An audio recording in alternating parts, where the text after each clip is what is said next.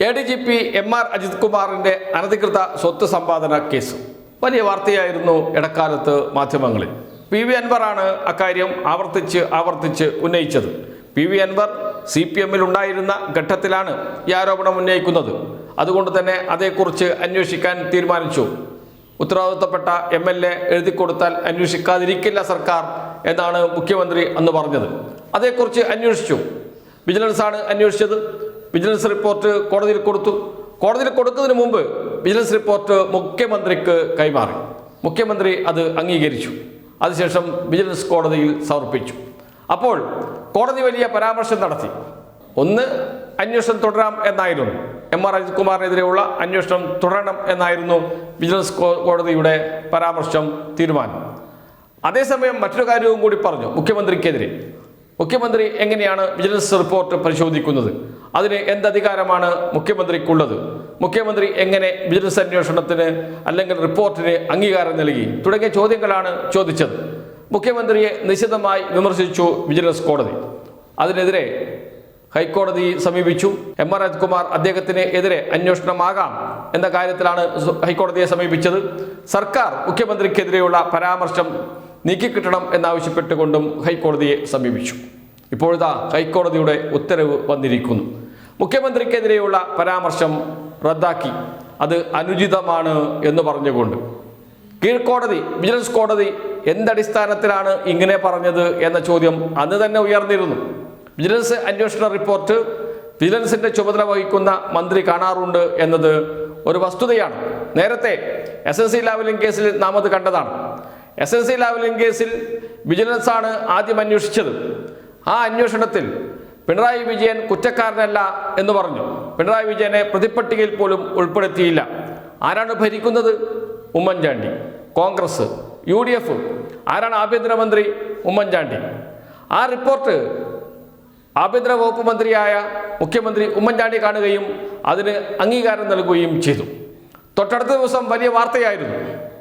ആ വാർത്ത കണ്ട് ആകെ പരിഭ്രമിച്ച ഉമ്മൻചാണ്ടി കേസ് വിജിലൻസിന് വിട്ടു. എപ്പോൾ? തെരഞ്ഞെടുപ്പ് പ്രഖ്യാപിക്കുന്നതിന് തൊട്ട് മുമ്പ് വാർത്തകൾ വന്നതോടുകൂടി, പിണറായി വിജയനെ കുറ്റവിമുക്തനാക്കി എന്നൊക്കെ പറഞ്ഞ വാർത്തകൾ വന്നതോടുകൂടി, പിണറായി വിജയൻ SNC ലാവ്ലിൻ കേസിൽ പ്രതിയല്ല എന്ന് വിജിലൻസ് അന്വേഷണ റിപ്പോർട്ട് എന്ന വാർത്ത പുറത്തു വന്നതോടുകൂടി വലിയ വിമർശനം ഉയർന്നു വന്നു ഭരണകൂടത്തിനെതിരെ മാധ്യമങ്ങളിൽ നിന്ന്. മാധ്യമങ്ങൾ പിണറായി വിജയൻ കുറ്റക്കാരനാണ് എന്ന് സ്ഥാപിച്ചു കഴിഞ്ഞു. അങ്ങനെയുള്ള പിണറായി വിജയനെ എങ്ങനെ വിജിലൻസ് കുറ്റവിമുക്തനാക്കി, അതും UDF ഭരിക്കുമ്പോൾ എന്ന ചോദ്യമാണ് മാധ്യമങ്ങൾ ഉയർത്തിയത്. അപ്പോഴാണ് മന്ത്രിസഭാ യോഗം ചേർന്ന് കേസ് CBIക്ക് വിടുന്നത്. കേസ് CBIക്ക് വിടുന്ന തീരുമാനമെടുത്തത് എപ്പോഴാണ് എന്നതാണ് വളരെ പ്രാധാന്യമുള്ള കാര്യം. ഇലക്ഷൻ കമ്മീഷൻ ദില്ലിയിൽ വാർത്താ സമ്മേളനം വിളിച്ചിരിക്കുന്നു. അന്ന് രാവിലെയാണ് മന്ത്രിസഭാ യോഗം ചേർന്ന് കേസ് CBIക്ക് വിട്ടത്. നോക്കണം എന്താണ് അവസ്ഥ എന്ന്. ആ കേസ് ഇപ്പോഴെന്തായി? പ്രാഥമികമായി CBI കോടതി തന്നെ പിണറായി വിജയനെ കുറ്റവിമുക്തനാക്കി. അതിനെതിരെ CBI ഹൈക്കോടതിയെ സമീപിച്ചു. ഹൈക്കോടതി കീഴ്ക്കോടതി വിധി അംഗീകരിച്ചു.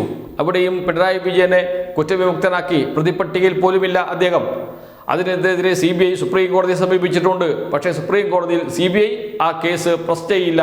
കേസ് വിളിച്ച ദിവസങ്ങളിലെല്ലാം എന്തെങ്കിലും കാരണങ്ങൾ പറഞ്ഞ് ഹാജരാകാൻ അഭിഭാഷകനില്ല, തെളിവുകൾ ശേഖരിച്ചു കൊണ്ടിരിക്കുകയാണ് തുടങ്ങിയ കാരണങ്ങൾ പറഞ്ഞ് ഓരോ ദിവസവും മാറ്റിവെപ്പിച്ചുകൊണ്ടിരിക്കുകയാണ് ചെയ്യുന്നത്. കോടതി പരിഗണിച്ചാൽ ഒരു സംശയമില്ല, സുപ്രീം കോടതിയിൽ നിന്ന് CBIക്ക് കനത്ത പ്രഹരം ലഭിക്കും. നിശിതമായ വിമർശനം ഏൽക്കേണ്ടി വരും. ഈ കേസുമായി എന്തിന് ഇങ്ങോട്ട് വന്നു എന്ന്. കേസ് പരിഗണിച്ച ഒരു ഘട്ടത്തിൽ സുപ്രീം കോടതി ചോദിച്ചു, എന്തെങ്കിലും പുതിയ തെളിവ് ഹാജരാക്കാനുണ്ടോ? ഉണ്ടെങ്കിൽ കൊണ്ടുവാ എന്ന്. ശരിയെന്ന് പറഞ്ഞ് കോടതിയിൽ നിന്ന് ഇറങ്ങിയതാണ് CBI. പിന്നീട് കോടതിയിലേക്ക് തിരിച്ചു വന്നിട്ടില്ല. പറഞ്ഞു വരുന്നത്, വിജിലൻസ് അന്വേഷണ റിപ്പോർട്ട് ആഭ്യന്തര വകുപ്പ് കൈകാര്യം ചെയ്യുന്ന മന്ത്രിമാർ പരിശോധിക്കാറുണ്ട്. അതാണ് നമ്മുടെ വിജിലൻസ് ജഡ്ജിക്ക് മനസ്സിലാകാതെ പോയത്, അറിയാതെ പോയതാണോ അല്ല ബോധപൂർവം അത് അറിഞ്ഞുകൊണ്ട് തന്നെ ഇത്തരം പരാമർശങ്ങൾ നടത്തിയതാണോ എന്ന ചോദ്യം ഉയരുന്നുണ്ട്. അതുകൊണ്ടാണ് ഹൈക്കോടതി ചോദിച്ചത് അനുചിതമാണ് എന്ന്. ഒരു സംശയവും വേണ്ട, പിണറായിക്ക് ഇന്നും ചിരിക്കാം, ചിരിച്ചുകൊണ്ട് തന്നെ ഇരിക്കാം. അദ്ദേഹത്തിന് എതിരെ ഉയർന്നു വരുന്ന ഏത് പരാമർശവും അത് അപ്പോൾ തന്നെ നീക്കം ചെയ്യപ്പെടുന്നു എന്നതുകൊണ്ട് മടിയിൽ കനമില്ല, അതുകൊണ്ട് തന്നെയാണ് പിണറായി വിജയൻ തല ഉയർത്തി നടക്കുന്നത്.